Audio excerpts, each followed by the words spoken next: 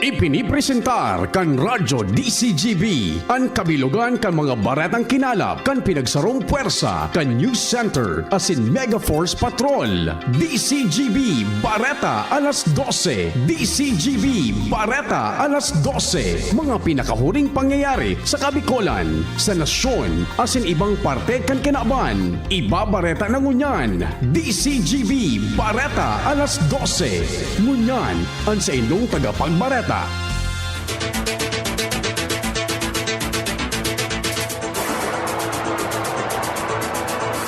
Diyos maray na udto mga tugang, inina po ang barata alas 12 ngunya na pagkaudto. Aldaw kita ngunya ni Huwebes, Petsa 29 kan Agosto 2024. Sa pangaran kan regular nindong tagapagbarata, News Manager Sir Mar de la Cruz, kami po ang sa indong magiging tagapagbareta. Ako po si Jasmine Baloloy. Ako man po si Angel Mostaza. Sa headlines kan mga darakulang bareta, headlines kan mga bareta sa lado lokal, investigasyon kan Tabaco City Police Station manungod sa abduction incident kasuhapon sa sarong lalaki nagpapadagos. Publiko inabisuan na ibitara na muunaan magpaluwas nin mga espekulasyon manungod sa insidente. Soft opening as in blessing kan Pantaw Port sa Libon Albay, formal na ginibo kasubagong aga. Ekonomiya kan munisipyo as in probinsya Piglalaoman na marambong sa pagpuon kan operasyon kaini.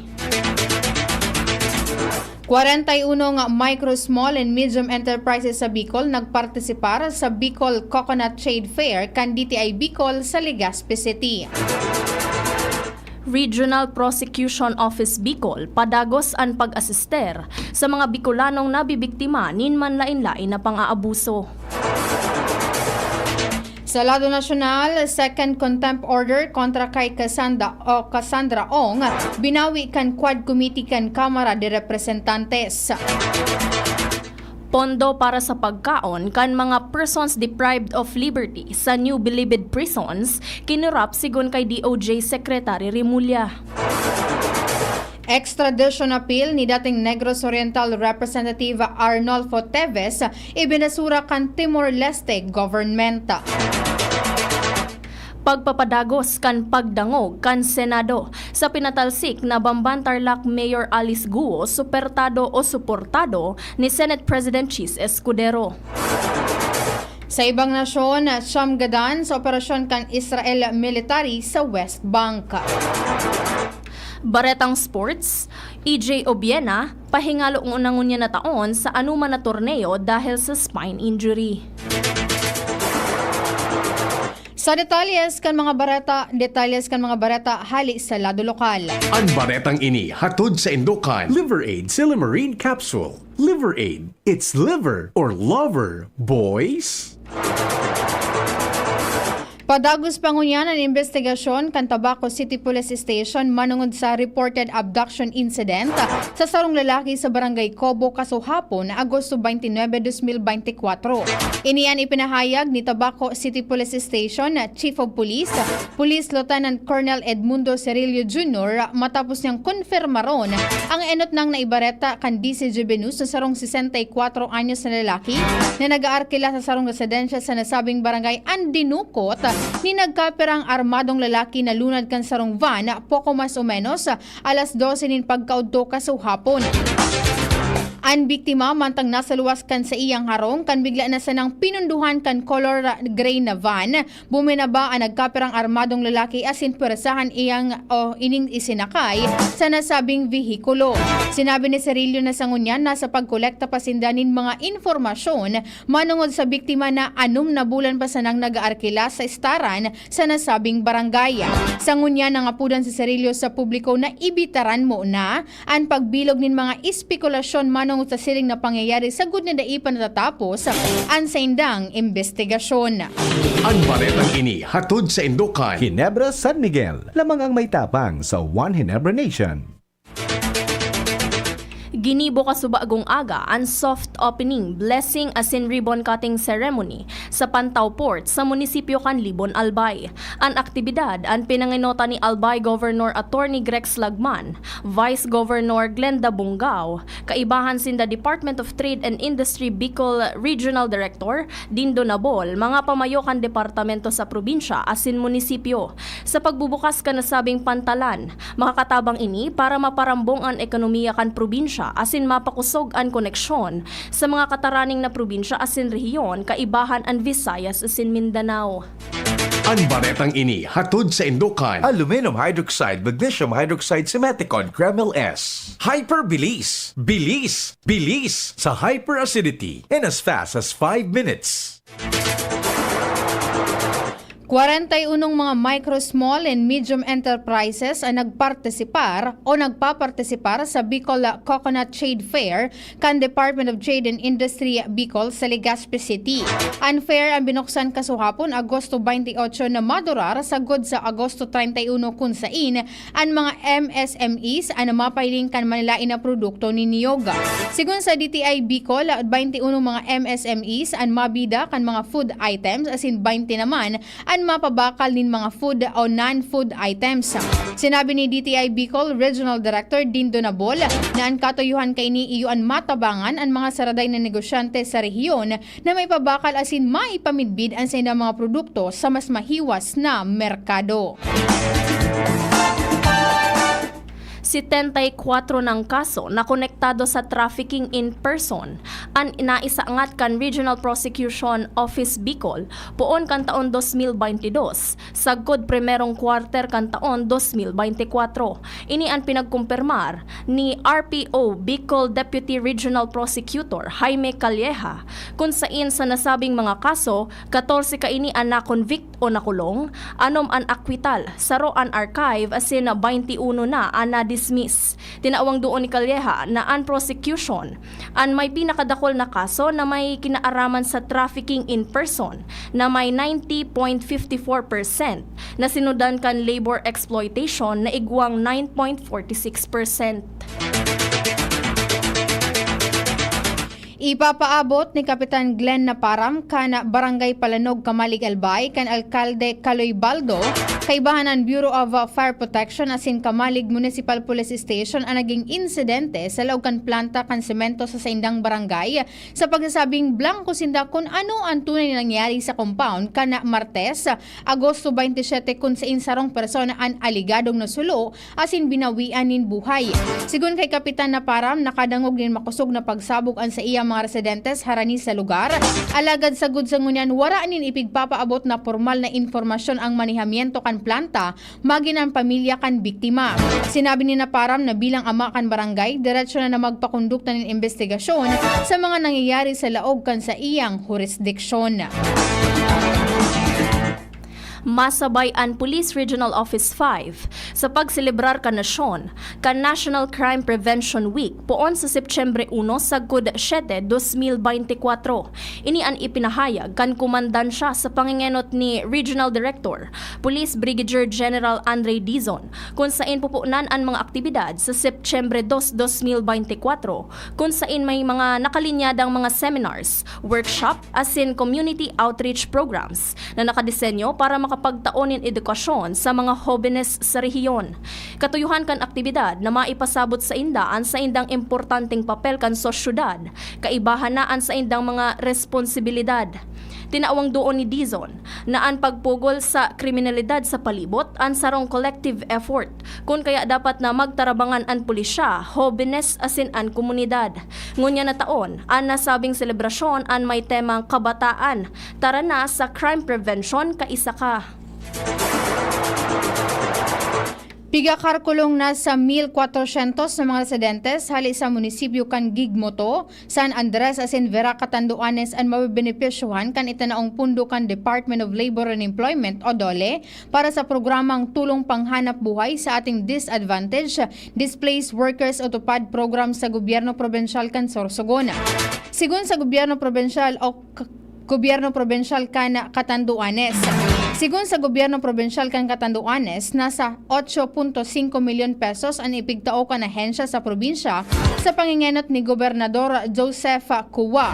Ang kada benepisyaryo ang makaresibinin pig 5,000 pesos na sweldo kasalida nin 15 aldaw na pagtrabaho sa indang respektibong barangay.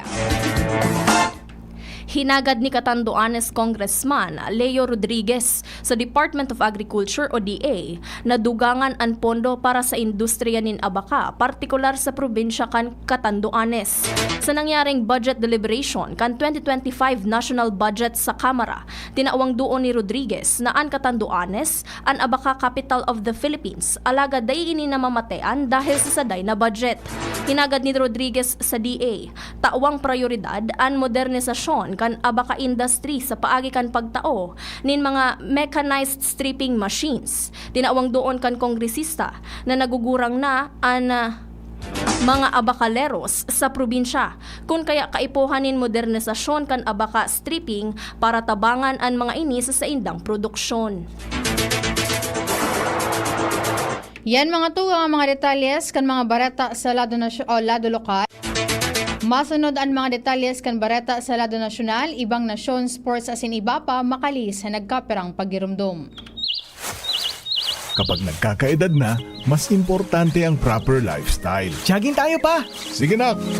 Maliwanag ang benepisyo ng tamang pagkain at ehersisyo, kasama pa ang pag-inom ng Optin.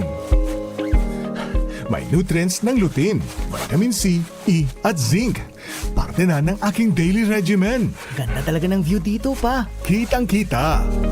Mahalagang paalala, ang Optin ay hindi gamot at hindi dapat gamitin panggamot sa anumang uri ng sakit. Labanan ang maagang panlalabo ng paningin sa tulong ng Optin. Kitang-kita ang kalusugan. Mabibili sa mga leading drugstores nationwide.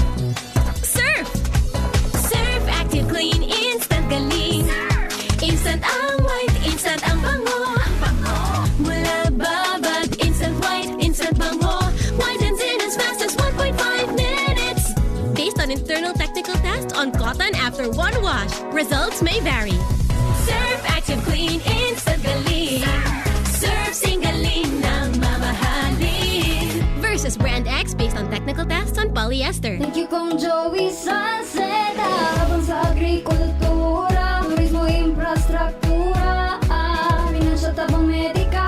Thank you Kong Joey Salceda. Buhay natin mas sumasaya pag si Joey ang kaiba. Daig natin ang pangangamba. Kong Joey Salceda, highest rating approval. Ang sa tuyang congressman, albayahit ang atang lahat. Kong Joey Salceda, albay ahead ang lahat, oh. Albay ahead ang lahat, oh.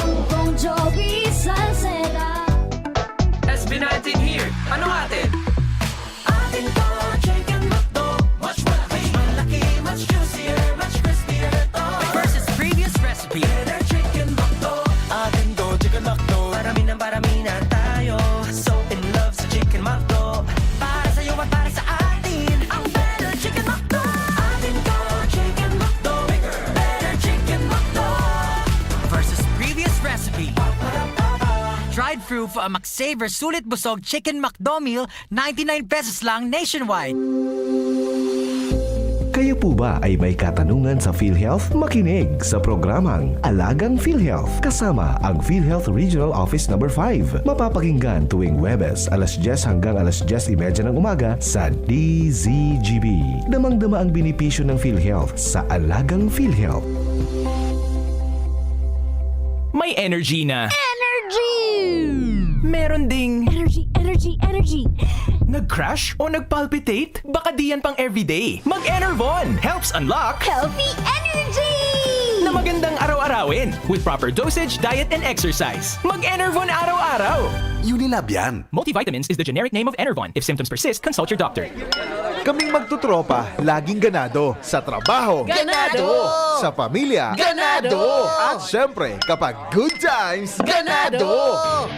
Ang mga selebrasyon kasama ang tropa, walang katulad basta may moderation, healthy lifestyle at Liverade. Ang Liverade ay may silimarin na maaring makatulong sa kalusugan ng atay. Araw-araw kaming umiinom ng Liverade dahil kami ay ganado sa kalusugan! Liverade, it's liver lover, boys! Mahalagang paalala, ang Liverade ay hindi gamot at hindi dapat gamiting paggamot sa anumang uri ng sakit. Tulong proteksyon at pampalakas sa kalusugan ng atay. Liverade Silimarin Capsule. Mabibili sa mga leading drugstores nationwide.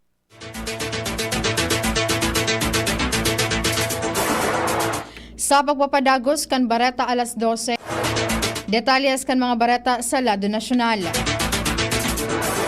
Binawi na kan Quadra Committee kan House of Representative ang ikaduwang contempt order kay Cassandra Ong. Kaibahan man sa binawi o kaibahan man na binawi ang papreso sa iya sa Women's Correctional sa syudad kan Mandaluyong.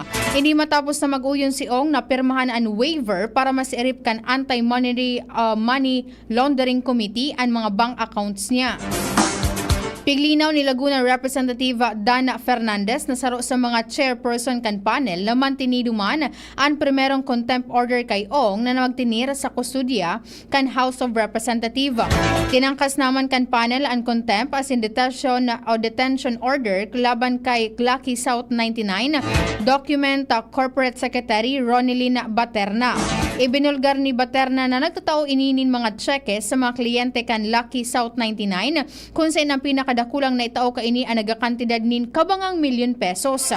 Ang nasabing mga kwarta para sa cheque, pigpasasabing hali kay Ong. Napiritan man na ibantad ni Ong na igwa siyang dakul na account sa China Bank na sa iyang piggagamit sa mga transaksyon sa Lucky South 99. Nagduman man ini sa Singapore para makipaghilingan sa nobyong si Wesley Guo, ang tugang kang pinatalsik na alkalde kang Banban na si Alice Guo.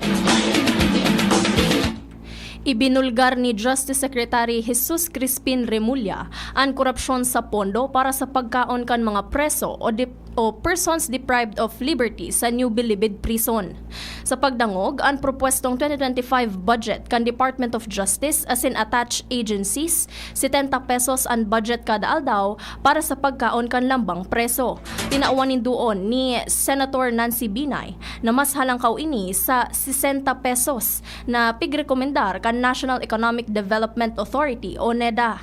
Sigun kay Remulla, korupsyon ang dahilan kung nata diiton sana ang pagkaon na pigahanda para sa mga preso.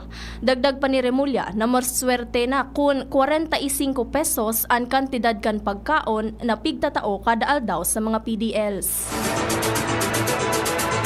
Ibinasura kan Timor-Leste government ang apelasyon ni dating Negros Oriental Representative Arnolfo Teves may kinaraman sa iyang extradition sa Pilipinas. Sa sarong statement kasuhapon, Agosto 28, sinabi kan Department of Justice o DOJ na nakaresibi nin official update hali sa Prosecutor General kan Timor-Leste may kinaraman sa isinumiter na motion for reconsideration ni Teves para birikon ang desisyon kan sa iyang extradition. Sigun sa pahayag kan DOJ, gusto nidang ipaaram sa publiko na ang motion ni Teves day pinaburan kan gobyerno kan Timor-Leste. Kan Hunyo, pinaburan kan Court of Appeals ang kahagadan kan Pilipinas para maibalik sa nasyon si Teves. Nahampang si Teves sa patong-patong na kaso sa Pilipinas may kinaraman sa panggagadan kay Governor Romel Digamo kan 2023, mantang nagduman si Teves sa Delhi, Timor-Leste as nag-apply para sa political asylum. Suportado ni Senate President Chis Escudero na magpadagos ang pagdangog kan komite ni Senator Risa Hontiveros may kinaaraman sa sinikada na Bambantarlac Mayor na si Alice Guo. Sinabi ni Escudero na dai pa nagpapahiling si Alice Guo kaya padagos dapat ang investigasyon. Sinabi pa kan senador na pwede man mag-issue ang Senado nin alias warrant of arrest in kaso pundohon para mientras kan komite ni Hontiveros ang pagdangog. Sa ngunyan, wala pa man plano si Hontiveros na i-terminate ang investigasyon. Sinabi ni Department of Health o DOH spokesperson Assistant Secretary Albert Domingo na dakulaan pagkakaiba kan Mpox sa COVID-19. Sinabi niyang dai kaipuhan mag-quarantine kun magkaigwan ng close contact sa igwang kaso nin Mpox. Paliwanag pa niya na ang Mpox nahihiling sa kulit ang sintomas. Kaya ang pigtatausan na halimbawa sa mga na-contact trace na pwedeng nakasalak kan mga may kaso, pigabisuhan na itaon ninda ang contact information sa doktor asin ikaduwa uro aldaw.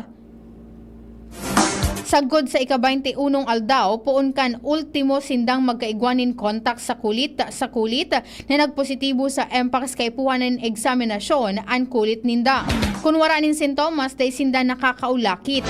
Kung warang sintomas na nagluwas sa after 21 days, okay na sinda, dugdag o dagdag pa ni Domingo. Pinuunana kan Bureau of Immigration o BI ang pag-downgrade sa working visa kan mga nagtatrabaho sa Philippine Offshore Gaming Operators o POGO pasiring sa tourist visa. Magigirumduman na ipinagbawal na ni Presidente Ferdinand Marcos Jr. ang gabos na operasyon in POGO sa nasyon. Ibinulgar ni BI Commissioner Norman Tansinco ang downgrading sa working visa kan POGO workers sa pagdangog kan Senado sa proposed budget kan Department of Justice asin mga attached agency kaini para sa 2025. Sa paagi kaini sinabi niya, maaareglar na kan mga POGO workers ang gabos nindang paninimbagan. Makakakua nin clearance asin makakahali na nin Pilipinas sa laog nin 59 dias poon sa direktiba kan downgrading kan sa indang working visa. Bareta sa ibang nasyon, maabot sa Siyam na Palestino ang nagadan sa pinakusog na operasyon kan Israel military sa West Bank. Kinumpirmar man kan Hamas na anom sa idang miyembro ang kaibahan sa nagadan saro sa apat na sa syudad kan Palestino na tinarget kan Israel military. Ang ibang mga lugar na target kan Israel iyo ang Talkarm, Nablus asin Tubas. Uminabot man sa 58 katawo ang nagagadan dahil sa nagkapirang aldaw na pag-atake kan Israel. Baretang Sports, inanunsyo ni Pinoy Paul Volter, EJ Obiena, na daingo na ini masabak sa anuman na torneo ngunya na taon. Sinabi kaini na nagkaigwanin fracture sa iyang spine kaya inabisuhan siya kan mga doktor na magpahingalo una asin magpakarahay. Igwa pa ko ta ining tulong torneo na iintrahan ngunya na taon na kumpuesto kan Staff Berlin, Zurich Diamond League asin Diamond League bago dagos na magbalik sa nasyon. Alagad matapos ang pagsabak niya sa Silesia Diamond League, sa giraray na nagkulog ang likod niya na haloy nakaito pa man niyang pigmamati na. Nagluwas sa iyang CAT scan na ini may fractured L5 vertebra. Tanganing dai na maglalapaan sa iyang injury, nagdesisyon ining kanselaron ang mga torneo na iintrahan, kaibahan na ang Philippine Pole Vault Competition na itinalaan sa Septyembre 20. Sinugo man ni EJ na sa 2025 mabuelta siya sa man iba-ibang torneo.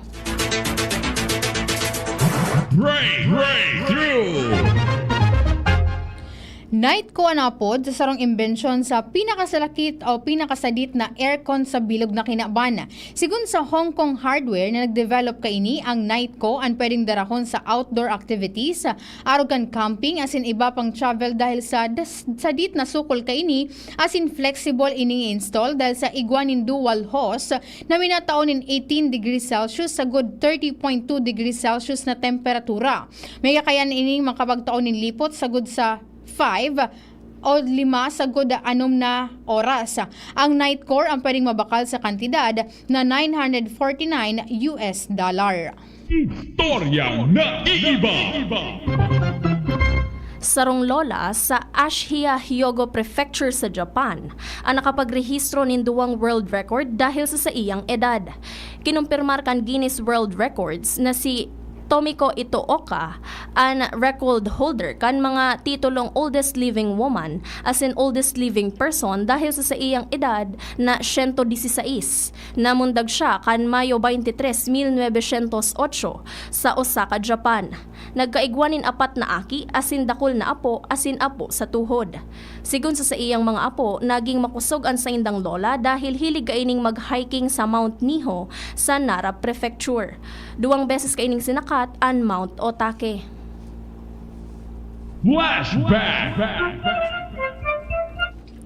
Agosto 29, taon 1916 ka naaprobaran ang Jones Law o mas midbid bilang Philippine Autonomy Act of 1916. Iniyan primerong formal as in opisyal na deklarasyon kan Estados Unidos nin commitment na maitao ang independensya kan Pilipinas. Sa nasabing lay, nagpromesa ang US na sa oras na maging handa ang gobyerno kan Pilipinas na imanihar ang nasyon, tulos kaining itatao ang katalingkasan. Para sa update kan sitwasyon kan Bulkan Mayon ngunit na pagkaldaw. Mantinidong nasa alert level 1 ang Bulkan Mayon sa probinsya kan Albay ngunit na aldaw Agosto 29, 2024. Sigun ini sa datos na ipanaluwas kan Philippine Institute of Volcanology and Seismology of PHIVOLCS kung sa inwara ni nairehistrong volcanic earthquake sa nakali sa 24 oras mantang natatakluban nin panganuron ang ngimot kaini. Uminabot man sa 598 tonelada ang ibinugang sulfur dioxide flux o asupre asin may katamtamang pagsangaw nin aso pasiring sa serangan norteng serangan na parte kaibahan man ang paramyanta sa paghubag kan bulkan o ground deformation. Ipinagbabawal man giraray ang paglaog sa mga lugar na sakop kan 6 km permanent danger zone asin ang pagpapalayog nin anuman na klase nin aircraft haranis sa ngimot kaini. Yan mga tugang ang mga detalyes kan mga bareta na tinipon dyan sa DCGB News Space. Sa pangaran kan mga nagsurat kan bareta ang samuyang news director as si news manager Sir Mar de la Cruz. Kaiwanan may salado technical Kuya Ronald Baldo, sa IT niya dyan si Jerome Martinez. Sa pangaran kan regular nung nagiging tagapagbareta Sir Mar de la Cruz. Kami po ang silong nakaibahan ngunit na pagkaudto. Ako po si Jasmine Baloloy. Ako man po si Angel Mustaza asin salamat kan sa indong pagantabay. Sa indong nadangog ang mga darakulang bareta ngunyan na aldaw. Ang tabayan ng giraray sa aga ang sarupang edisyon kan DCGB Bareta alas 12. Abangan ang masunod na programa. Camille Prats Yambaw po. Yan sila Nala at Nolan. Nagkakatuwaan. Mami, wala na ko ubo. Good. And what did Mommy give you? Plemex for kids. Para sa ubo ng mga anak ko, Plemex for Kids. Gawa sa natural na halamang lagundi. Tinutunaw at pinalalabas ang plema. Ginhawa sa aming pamilya. Plemex for Kids. Pambatang lagundi, Plemex! Vitex Segundo L is the generic name of Plemex for kids. If symptoms persist, consult your doctor. Mommies, agapan agad ang ubo at plemang nakabara. Pambatang lagundi, Plemex! Iniimbitaran ng gabos na makisumaro sa Angkop Global Walk 2024 kan Couples for Christ. Sa kantidad na 300 pesos pataas, dakulang tabang ini sa mga kaakian na muyang makapagtapos kan sa indang pag-eskwela. Ang Couples for Christ Angkop Global Foundation Incorporated, sarong katolikong organisasyon na